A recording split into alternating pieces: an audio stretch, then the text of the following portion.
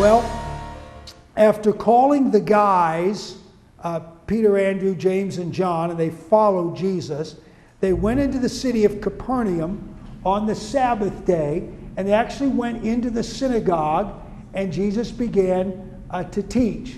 And while he was there, he actually cast the demon out of a man, and it was really a powerful miracle that people really began to want to know more about Jesus. Well, we're at the city of Capernaum, and this is a plan of the excavations by the end of 1984. See anything?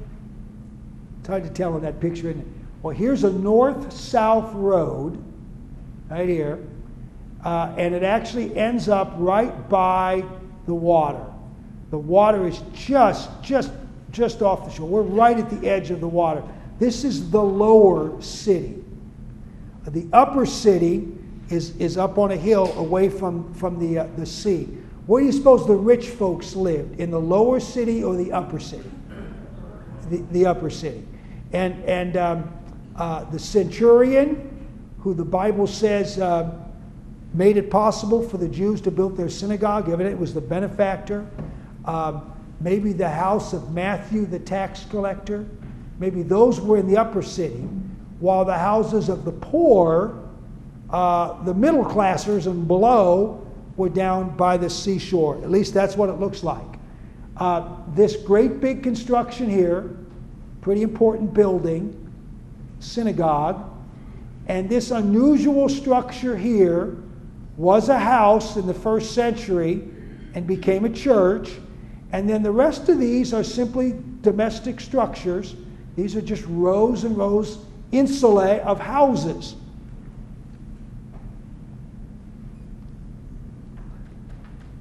Does this look like what you saw earlier?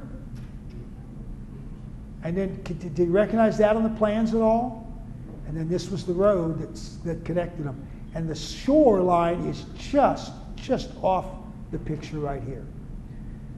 Based on historical records and archaeological excavation, it does appear to us that we have the site of the synagogue of Capernaum and the site of Peter's house and later churches built on top of it in the lower city right next to the seashore at the Sea of Galilee. Now, most of the buildings in Capernaum were built out of this dark stone. It's basalt. Now, what is basalt stone? It's volcanic. And so, volcanic, there's around the Sea of Galilee, that area, there's just black basalt volcanic stone everywhere. And so, the first century Capernaum was built. This is just a housing complex, and everything of the first century was built out of that black basalt stone. Everywhere, that's what you find. And so, when you get to this beautiful white limestone synagogue, you go, wow, that was really different. And boy, it must have been special. And no doubt it was, and it obviously was very beautiful, and the Jews made it that way. But when the archaeologists carefully excavated, it is a synagogue, it is Capernaum, but it was built after the time of Jesus. This was not this beautiful white limestone synagogue based on good, careful archaeology. This limestone synagogue wasn't there in Jesus' day. Now, it's the right town, and it's the right idea for the story, but that white limestone synagogue was not it. And if it wasn't it, it wasn't it. Well, they went back and did a little more digging. Now we're outside of outside the synagogue. We were just on the inside looking inside. We're now on the outside. You can see, I mean, this was really well done. And you see that what looks like the foundation of the white synagogue, the foundation was built on that black stone.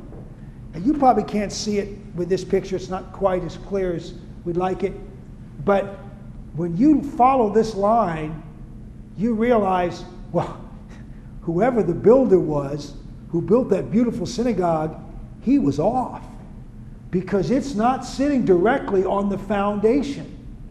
Well, that's because after further excavation, it was decided that wasn't the foundation built for the white limestone synagogue. It actually was the foundation of an earlier synagogue from the time of Jesus, and the white limestone synagogue was built on top of it as a replacement hundreds of years later.